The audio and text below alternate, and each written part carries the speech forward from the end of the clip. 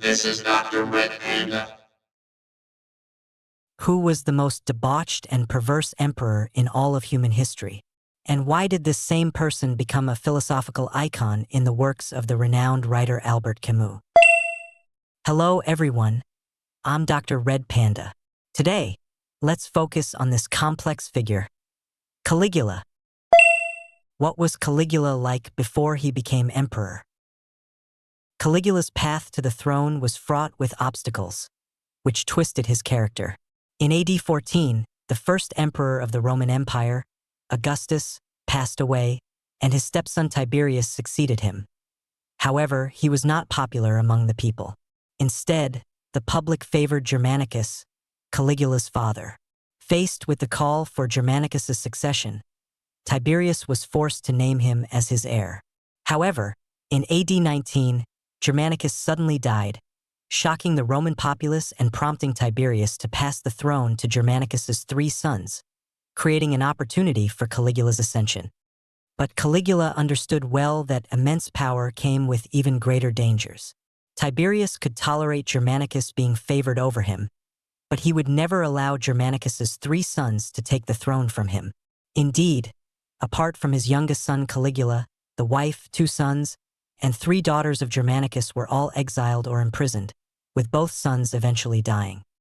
Caligula was placed under a form of house arrest next to Tiberius. To protect himself, he learned to hide his emotions, refraining from mentioning his slain relatives and displaying absolute obedience to Tiberius. However, the sharp-eyed old emperor noticed something off about the young man. Caligula seemed particularly fascinated by scenes of brutal torture and executions of criminals. He often wore a wig and long robes at night, disguising himself to sneak into the red light district, indulging in gluttony and a lavish nightlife. He married a noble girl named Unia, but when she died in childbirth, he showed no sadness and immediately began to seduce married women. Tiberius observed all of this, but by this time he was nearing death and could only lament, "I am raising a viper for the people of Rome." Caligula likely realized that Tiberius had seen through him, so he decided to strike first and poison Tiberius.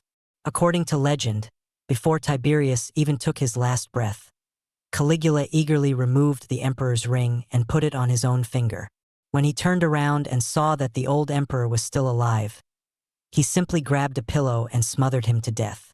A servant happened to witness the scene and screamed in terror, prompting Caligula to immediately order his crucifixion. A tyrant of his time, Caligula. On March 16, AD 37, at the age of 24, Caligula officially became the third emperor of the Roman Empire. His brutality did not manifest right away. In the beginning, he took several actions to improve his image and consolidate his power, which pleased the Romans. People still remembered him as a young man, affectionately calling him Little Star, Chick, and Baby. However, after ascending to the throne, this baby wasted no time in expanding his palace and declaring himself a god, even building a temple in his honor. His grandmother, Antonia, could no longer bear to watch this and felt it necessary to have a talk with him. In response, Caligula simply poisoned her, enjoying a lavish banquet while watching her being cremated. From that point on, Caligula seemed to have the power to kill anyone he wanted. One young man was executed merely for having bad breath, while his father-in-law, Silanus, was ordered to commit suicide simply for not accompanying him on a boating trip. He also invited King Ptolemy to visit Rome, where he first treated him with courtesy before suddenly announcing his execution. There was also a centurion who, merely for being good-looking, was envied by him so much that he was shaved bald, paraded in ragged clothes, and subjected to various humiliations before being executed. However, Caligula's greatest passion was not murder, but incest. Whenever there was a large banquet, he would take turns raping his three sisters, with his wife standing by, watching them engage in sexual acts. Caligula's favorite toy was his sister Drusilla. It is said that he raped her when she was still a minor and was caught in the act by her grandmother. Later, he simply took Drusilla away from her husband and openly declared her his wife. After Drusilla's death, Caligula ordered a period of mourning, during which anyone in the country who bathed or dined would be executed. Yet, towards his other two sisters, Caligula showed great disdain and even often ordered his male favorites to have sexual relations with them. Apart from his incestuous tendencies, Caligula had a particular obsession with married women. On one occasion, he attended a senator's wedding, became captivated by the bride, and seized her in front of all the guests, committing unspeakable acts. Once he lost interest, he discarded her without remorse. Nearly every woman of status in Rome fell victim to Caligula's violations. He often commanded nobles to bring their wives to dine with him and, if he found one attractive, would immediately subject her to unspeakable acts. Afterward, he would recount explicit details to their husbands, critiquing their wives' bodies. Caligula even established a brothel within the palace, forcing married women and freeborn boys to serve there, while sending servants to the surrounding square to invite men of all ages to partake in these services. Caligula's life was marked by extravagant indulgence and reckless spending. To satisfy his boundless desires, he exploited the state machinery to extort from all social classes, imposing heavy taxes and often confiscating the property of the nobility on trumped-up charges. In addition to this, Caligula engaged in many actions that are difficult for most people to understand. For example, he would dress in women's clothes and transform himself into Venus, randomly beat people while watching plays, or invite senators to his palace in the middle of the night to watch him dance. Such instances, among many others, were countless. Caligula's erratic and shameless behavior naturally led some to plot his assassination. Unfortunately, time and again, their plans were discovered, leading to severe punishments for the conspirators. However, a tyrant can win countless times, but losing even once means losing everything. Those who oppose a tyrant can fail many times, but if they succeed just once, they achieve victory. In the end, Caligula met his demise, assassinated by the Praetorian Guard, the very force meant to protect him. On January 24, 41 AD, after ruling Rome for 3 years and 314 days, the most depraved and perverse emperor in history met an unceremonious end at the age of 28. So, who ended up with the Roman throne? Caligula had an uncle named Claudius, who had always pretended to be a fool to survive in Caligula's presence. Caligula, convinced that Claudius really was an idiot, killed everyone around him who posed a threat, but spared Claudius simply to have someone to mock whenever he pleased. When Caligula was assassinated, Claudius happened to witness the scene. Terrified, he hid behind a curtain, fearing that the bloodthirsty Praetorian Guard might kill him next. To his surprise, however, the guards discovered him behind the curtain, dragged him out, and, just as he was begging for his life, suddenly knelt down, hailing him as their new emperor and urging him to take the throne. And so, in a state of confusion, Claudius found himself crowned. As it turned out, Claudius had only been pretending to be a fool, because during his 12-year reign, he brought stability and prosperity to Rome. Historians have since praised his rule as a period of renewal and growth for the Roman Empire. Caligula in the works of Camus. In 1938, French writer Albert Camus used the life of Roman Emperor Caligula as inspiration for one of his most renowned plays, Caligula.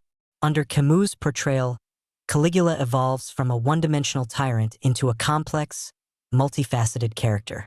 Initially, Camus' Caligula is a kind and affable ruler, but the death of his sister Drusilla profoundly impacts him, making him confront the absurdity of existence and the lack of human freedom. From that moment on, he begins using his imperial power to trample on all established values. He cannot understand how people can live as if everything is normal in a world so absurd and unbearable.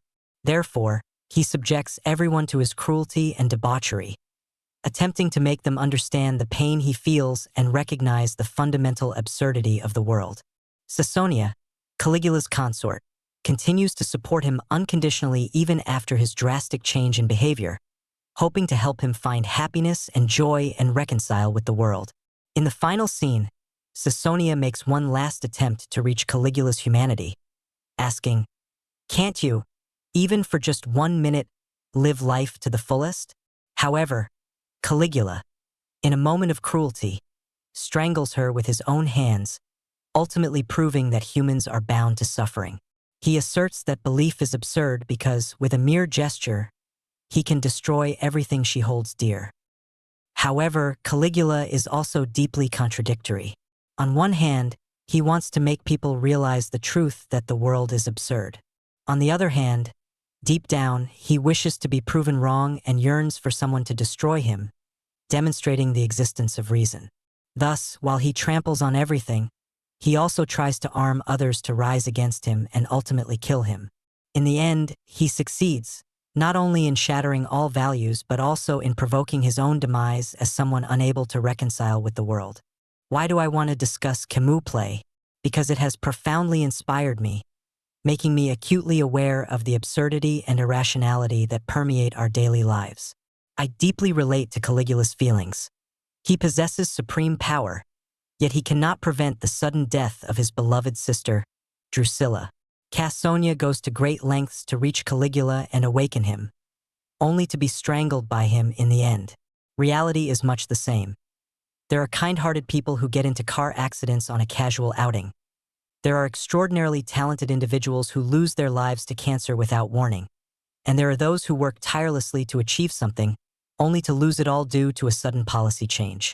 This is the world we live in, filled with absurdity and the unpredictable cruelty of fate. Camus' Caligula taught me an important lesson. While the world is inherently irrational, humans have the capacity to confront it with reason. True defiance against fate is humanity's use of reason and courage to challenge the absurdity and injustice of the world. In the play, we see Claudius enduring humiliation and eventually rising to become emperor of Rome. We see the Romans resisting repeatedly until they finally overthrow the tyrant. Even Caligula himself, deep down, longs for a world guided and restrained by reason. He embodies absurdity to awaken those around him, inviting them to join him in challenging it. It is because humans are rational beings that history progresses. Although history is filled with setbacks and regressions, it ultimately moves forward with irreversible progress and hope. Thus, we must believe that evil regimes will eventually be discarded by the tides of history, and that tyrants will be defeated by the power of reason.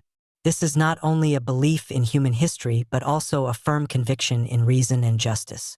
It serves as a reminder that when facing darkness, we must never abandon the light of reason. And that's a wrap for this episode of the video. I'm DR.RED Panda. If any of you have your own perspectives, or if you think there are any errors in the video, feel free to leave a comment in the discussion section.